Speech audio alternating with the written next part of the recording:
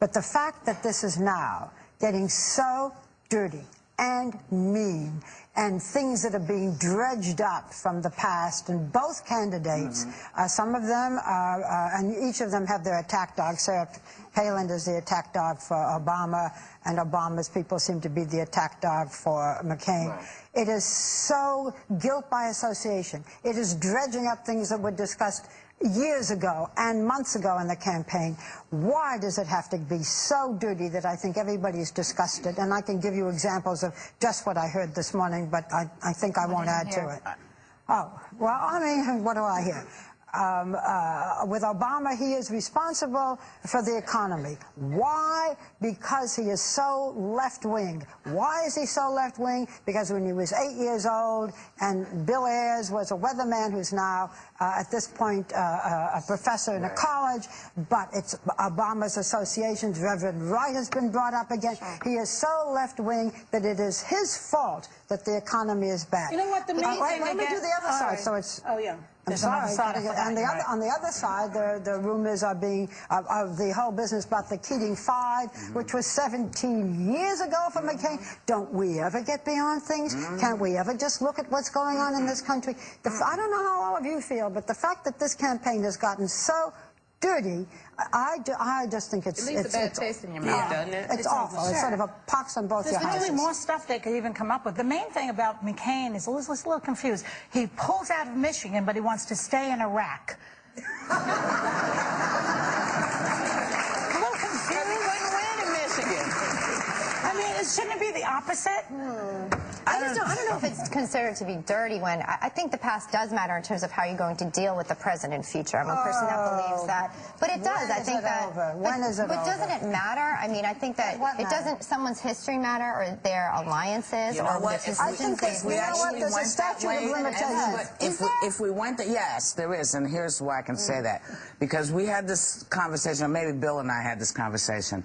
One of the things that you don't want to do too closely in Washington is go way back into people's histories, because in our Senate and in our Congress are Klansmen, anti-Semites from the past. I'm not saying this is who they have been in the last 10 years, but you have to be really careful.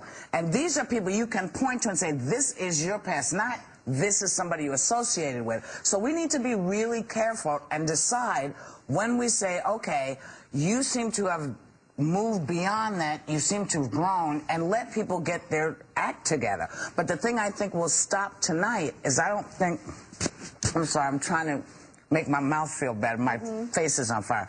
I think that the people who are sitting in the town hall meeting will not allow them to get to that nasty place, which goes to your question. There's one more thing I want to say, just on a personal level, and I say this because I wrote about this in Audition, in my book, and I think many of us have had the same thing.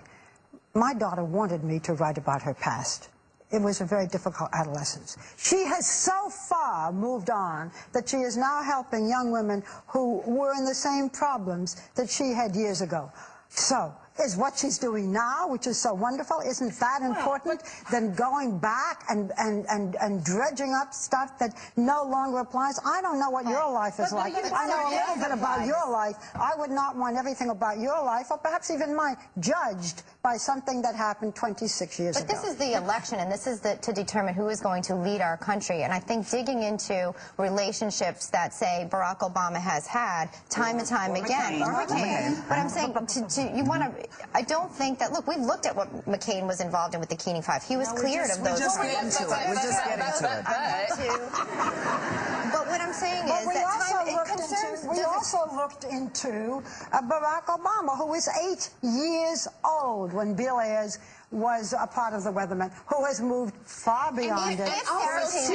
And also, too, can I say with the Keating 5, he was cleared, but the man that he affiliated himself with was not. There are people that lost their money that will never get their money back from Charles Keating. So Ayers was not convicted. He turned himself in, he was not convicted. But McCain's friend, he was. Can I just... I'm actually not...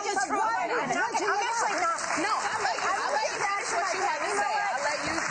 Thank you for that. That's a nice thing to do. I'm not sure they're applauding you. No, not that. I'm saying thank you for letting... I don't think they were... I'm not used to anyone applauding me, but I was just thanking for the chance to finish what I was saying. I believe...